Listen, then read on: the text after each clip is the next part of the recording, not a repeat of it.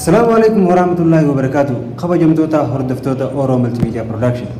بكجي استنت سلام النبي بسم الله الرحمن الرحيم. جتا سكنتانا غافر دوران ناس قبل دين الفجر. خيسمان تجتنا الرا. ميجو بريتو دبراتك كامه. نلا الله وان غافيسين غافتن تكاكت ديوس نلا الله. مكاسي لي سريت نمو يغمرال تمو يسلم كم بيتن تا. خيسمان تنياوجين ترتي غاري. السلام عليكم ورحمة الله وبركاته. خبجمتوتا في جالتمتوتا أورو ملتي ميديا جالت رقمتن هند خيسون سلامتان تيجتن أني رابركتي بكو مجرت هند تيسن حالك بدو جتا أكسمت اللي جالتا ما في خبجما يوتيوب أورو ملتي ميديا سجنتا خيترنا نافيرو خيتف هدو جالتو مسين جتا ورينا سرتي ليسيتي عن اللين أكنما تكوتي هدون جالت دا سجنتان تي سجنتا أجائباتي حالو مخنان اتفوفي فيديو ورابي أرجو أبو خياف هدون دي فماسي قافة أسمانو مالي في بيتين خيسة تكشو حالا كورونا تي والقبتي لفتي تشوفها وان تاتف لقارب بينتي مجاي سيف ورابو هندن دينيا برمسا جينيس تكشو بيزين تري سانما في غرتيغا ورو مزدل جرو خنا برتين دي فما قداسي قافة دي فما كان عيوتو مو أفدي قداك واني دي فما مرقوتي واني جراجي يادو سانيفو ورين ندرا اتنترفيو قدا ترتيلي أرجي سجنتا عجائباتي هدو نمتولتي حالو مخنان إتي فوفي سين جنة كاسيغا أرانتنا أورو ملتي ميديان غافيلي hanga kudalamaata kanaaf dhiheessee jira gaafilee san waliin deebisna hartakka hin deemina na wadiin turtii gaarii godhaan isiniin ja'a gaafii takka faana kana jetti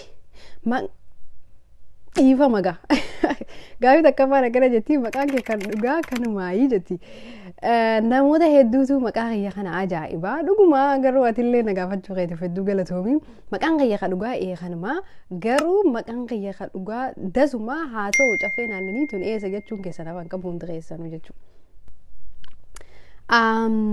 Maqaan dhugaa dasiidha garuu ani dasii aliyyiiti caffee naannanii immoo bakka nan itti dhaladhe social media kiyya hundarrattu Facebook, Instagram hundumaa dasii caffee naannanii jaa garuu caffee naannanii baadiyyaan ani itti dhaladhe intala baadiyyaati jechuu fedheeti ifaa bilisatti. Gaafii lammaffaan immoo eessatti dhalattee guddattee jette. Eessa dhalattee guddattee dasii jechuun baadiyyaa dhalattee guddattee caffee aannanii godina Harargee lixaa aanaa Habroo caffee aannanii magaalaa baadiyyaa Galamsoo biraa jirtu sanii akkasii gaafii sadaffaatti dabara akkasii warra caffee aannaniiti yookaan immoo Galamsoo garuu caffuma aannaniiti baadiyyaa hedduun jaaladha baadiyyummaa kiyyattiin boona jechuu barbaadeeti gaafii sadaffaan immoo sadarkaan barnoota keetii maalirra jira jaa ani gaafan biyya jiru kutaa 8ttiin dhiisee garuu ministirii hin fudhanne kutaa 8ttiin dhiisee biraa deeme amma barumsa barachaatiin jira fuula dura inshallah yoo rabbi joornaalistiin ta'uu fedha nin taateetis abdiin hin qaba kanammoo namni tokko niyyatuudha malee wanni nama dhorgaan jirutu saniifu joornaalistii ta'ee gartee rakkoo uummata keenya Oromoo keessa jiru baasuudha barumsa kiyya ammaaf garuu koorsiin fudhachaa jira jechuudha. Gaafii afuraffaa umriin kee meeqa jetti akkana kaa dubbii nama dhufte kuno umrii tiyya tana akkuma na dhibdetti isinis dhibdee jirti anis akkanuma na dhibdi garuu yeroo takka takka gizee manaa maan argu ijoollee amata 35 40 afaan ifi fakkaadha garuu gizeen galama hirribaa ka'e hogguun fuula kiyya laale nama amata 30 giheen fakkaadhu garuu anis akkuma si dhibde saniin na dhibde ammaaf umriin dhoo isaan qabdu jaanii umriin tiyya amata 32 jechuudha. Akkasi garuu 36 yoo jeerra wayya ture garuu 30 lama qabadhaaye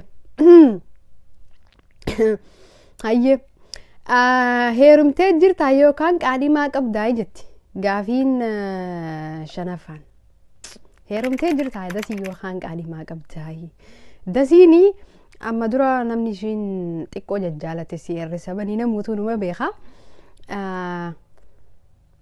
gaafii tana heerumtee jirta qaadhimaa qabdaa nama hunda akkuma dhibde anas na dhibde beeyte hin heerumnes qaadhimaa sin qabu yoo khayrii qabaatu jiraate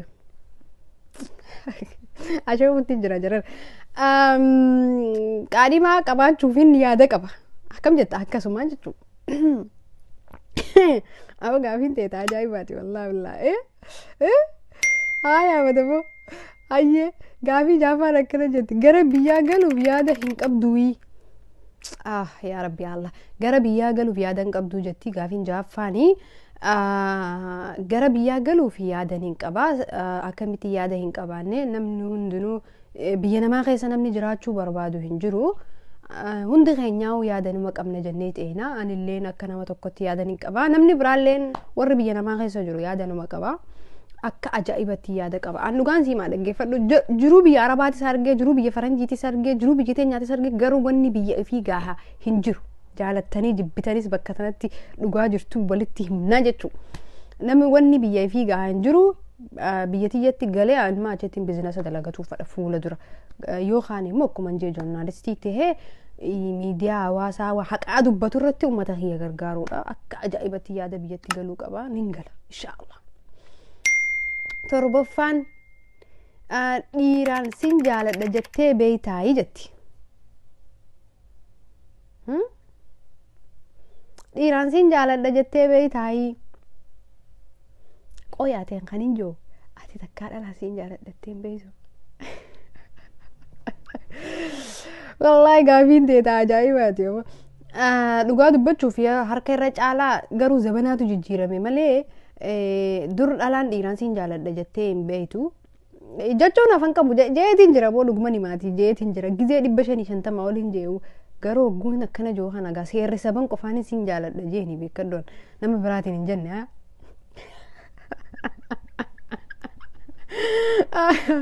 Ayyee gaafii 8 akkana jetti gama sooshaal miidiyaa. Akkamitti dhufuu dandeesse sooshaal miidiyaa irratti akkamitti dhufuu dandeesse takka ammoo namni tokko yeroo jalqabaatuuf sooshaal miidiyaa akkamitti dhufuu danda'a karaa gabaabatti gaafini. Ani sooshaal miidiyaa irratti feesbuuka bara 2012 akka faranjiitti banadhee garuu fayyadamuun ture bara 2014 keessa gaafan Ijiptii deemee baatii 7ffaa keessa feesbuuka sirriitti fayyadamuu eegalee. Akka carraa ta'ee yeroo nan feesbuuka fayyadamutti namoonni Oromoo baay'een achirra jira. Haa ta'u immoo bara 2016 eegalee waa'ee kubbaatiin irratti haasa'u ture achumaan sooshaal miidiyaa keessa sirriitti gaseene achumaan Oromoonis heddummaatee wanti Oromoo hundi achirra dhuftee bakka waan gaarii irraa barattee sooshaal miidiyaa waanuma gaarii barsiisa waan ta'eef waa hedduu irraa agarree waa hedduu sirraa barree. Saniifuu sooshaal miidiyaatti karaa akkanatti dhufuu danda'e jechuudha. Ayyee gaafii 9ffaan ilaalcha siyaasaa keetii maalii? Ilaalchi siyaasaa keetii maalii jedha. Yeroo hedduu ani ilaalcha siyaasaa keessa silaa galuu hin fedhu garuu immoo ilaalcha siyaasaa uummatuma keenya kanaa'u namni umriin isaa amata lamaatu ilaalcha siyaasaa keessa jira. Yeroo amma jiru tanatti namni ilaalcha siyaasaa keessa hin jirre ni jira jee yaadu maaliif? Ijoolleen amma gizee dhalattuu garaa keessatti daawwan biyyecha dhufti.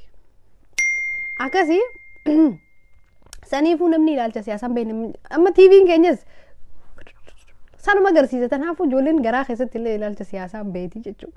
Akkasii gaa ilaalchi siyaasaa kiyyaa kana fakkaata jechuudha. Gaafiin kurnaffaan immoo fiilima afaan Oromoo keessaa akkamtu sitti tolaa jaa? Fiilima afaan Oromoo keessaa haalaan natti tolu fiilima hireedha. Hireen hedduu natti tola jechuudha. 11ffaan immoo hordoftoota keetiin maal jettaa? Hordoftoota kiyyaan galatoomaa waan hordoftaniif ulfaadhaadha. Akkasumatti illee gartee artii Oromoo irratti wajjin haa daleenyu, artii Oromoo wajjin haa guddifnu. Artiin Oromoo anaaf isin malee eenyu qabdii numaatu gartee artii teenya guddifataan ja'anii. Gaafiin 12ffaan immoo dhaabbata Oro Multiimiidiyaatiif dhaamsi ati qabdu maalidha? Dhumarratti jaa galatoomaadha. Sirra naaf heeruu keessaniif hedduu ulfaadha. Dhaamsi nan isinii qabu tokko immoo sagantaa tan addaan hin dhaabinaadha. Jabaadha itti fufaa. Sagantaa tana keessatti bu'aa bahee duullee sun qunnamuu danda'a. Garuu waan takkaafuu harka hin kenninaadha. Duratti malee duubatti hin deebiinaadhaan isiniin jaa. Warreen gartee hangaraa Oro Multiimiidiyaa subscribing godhin akka subscribe gootan asumaaniin kabajaan isin gaafadha. Hordoftoota keenya jaalatamtootaa fi kabajamtoota keenya qophii nuti arraan tana gartee Oro Multiimiidiyaa wajjin goone kana fakkaata. Hamma qophii biraatiin walitti deebinutti turtii gaarii waan irraa baratan xiqqollataatu ni jira jeetii yaada. Akkasumatti illee warreen asirra dhiyaatan hundi keessanuu anis waan irraa baradheen qaba. Walirraa barachuu aadaa godhannu waa walirraa fudhachuu gartee haa babal'atuu jeetiin amana. galatooma ulfaadha waan dhaggeeffataniif waan laaltaniif laayikii tiroobsaa fi subscribe itti caccabsaa fi Oromoo Multimedia tilleen galatoom ulfaadhu bum bum nagaatti. Egaa daawwattoota keenya kabajamoo turtiin dasii caffee aananii waliin goone kana fakkaata. Torban bira eenyu qabadhe isin yaadu komentii jalatti nu barreessaa. Way seessaa sagantaan Oromoo Multimedia simboorsa ishin bahannasiisa kanaafuu komentii jalatti yaadee kasan nu roobsaa Oromoo Multimedia subscribe godhaa nu hordofaa torban gaarii isin yaada.